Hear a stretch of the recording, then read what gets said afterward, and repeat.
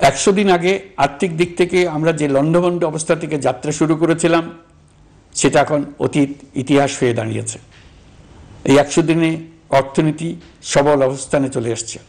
এটা সম্পূর্ণ নিজস্ব নীতিমালা দিয়ে হয়েছে। বলা বাহুল্য, এখনো আমাদের বন্ধুদের কাছ থেকে যে সাহায্যের আয়োজন হয়েছে তা আসা শুরু করেনি। বন্ধু রাষ্ট্রগুলো শুধু যে আমাদের বড় বড় অঙ্কের সাহায্য দিয়ে আসছে তাই নয়, তারা এই সাহায্য দ্রুততম সময়ে আসা শুরু করবে এই প্রতিশ্রুতিও আমাকে দিয়েছেন। এই সাহায্য আসা শুরু করলে আমাদের অর্থনীতি অত্যন্ত মজবুত এবং আকর্ষণীয় অর্থনীতিতে পরিণত হবে।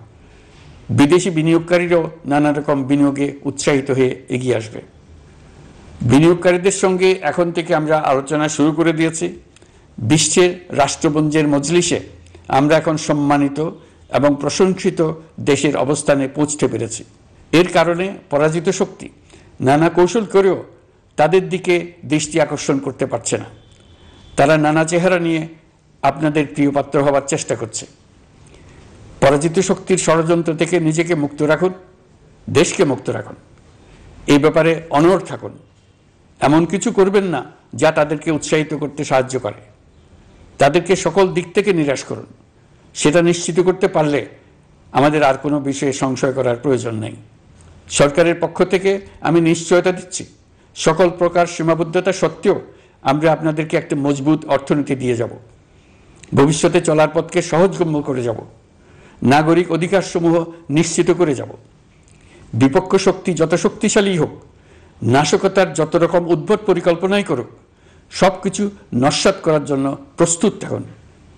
এবার যে মুক্তি আমরা অর্জন করেছি তা আমাদের কাছ থেকে কেউ যেন ছিনিয়ে নিতে না পারে, তার জন্য সর্বমুহূর্তে প্রস্তুত থাকুন। আপনারা জেনেছেন পতিত সরকার ও তার দোসররা প্রতি বছর দেশ থেকে 12 থেকে 15 বিলিয়ন ডলার পাচার করেছে। দুর্নীতি বিরোধী সংস্থা ট্রান্সপারেন্সি ইন্টারন্যাশনাল বাংলাদেশ সম্প্রতি এই তথ্য দিয়েছে। পাচার হয়ে যাওয়া এই অর্থ ফিরিয়ে আনার জন্য সম্ভব সকল ধরনের উদ্যোগ আমরা গ্রহণ করেছি। এই কাজে সফল হতে পারলে আমাদের অর্থনীতি আরও গতি পাবে। এই কাজে আমরা বিভিন্ন আন্তর্জাতিক সাহায্য সংস্থার সাহায্য দিচ্ছি। আমি ধন্যবাদ জানাতে চাই বিশ্ব নেতৃবৃন্দকেও। বাংলাদেশের এই সংকটময় সময়ে তারা প্রায় সবাই সহযোগিতার হাত বাড়িয়ে দিয়েছেন। আমি যখন সেপ্টেম্বরে জাতিসংঘের সাধারণ পরিষদের অধিবেশনে যোগ দিই, সে সময় মার্কিন যুক্তরাষ্ট্র, European Union, Canada, Italy, Holland, জাতিসংঘের মহাসচিব সহ বিশ্বের অনেক দেশের সরকার প্রধানের সঙ্গে আমার বৈঠক করার সুযোগ হয়। তারা স্বতঃস্ফূর্তভাবে আমাদের প্রতি সর্বাত্মক সহযোগিতা প্রদানের অঙ্গীকার ব্যক্ত করেছেন। নেপাল, মালদ্বীপ, পাকিস্তান সহ প্রতিবেশী বেশ কয়েকটি দেশের সরকার প্রধানের সঙ্গে আমার বৈঠক হয়েছে, যেখানে আমি সার্ককে পুনর্জীবিত করার কথা বলেছি। দেশে ফিরে আসার পর এসব দেশের রাষ্ট্রদূতগণ যারা ঢাকায় আছেন স্বতঃপ্রবৃত্ত হয়ে আমার সঙ্গে দেখা করে তাদের সরকার প্রধানদের অঙ্গীকার পুনর্ব্যক্ত করে গেছেন। তারা সম্পূর্ণ নতুনভাবে আমাদের জন্য সহায়তার নতুন ছক তৈরি করার কাজ শুরু করেছেন। যেসব রাষ্ট্রদূত দিল্লিতে অফিস করেন তারা দিল্লি থেকে এসে দেখা করে গেছেন। ইউরোপিয়ান ইউনিয়নের 20 দেশের 20 জন রাষ্ট্রদূত দিল্লিতে থাকেন। 7 দেশের 7 রাষ্ট্রদূত ঢাকায় আছেন। দিল্লি থেকে একসঙ্গে 20 জন রাষ্ট্রদূত সহ মোট 27 রাষ্ট্রদূত সমবেতভাবে আমার সঙ্গে বৈঠক করার জন্য আগামী কয়েকদিনের মধ্যে ঢাকায় আসছেন।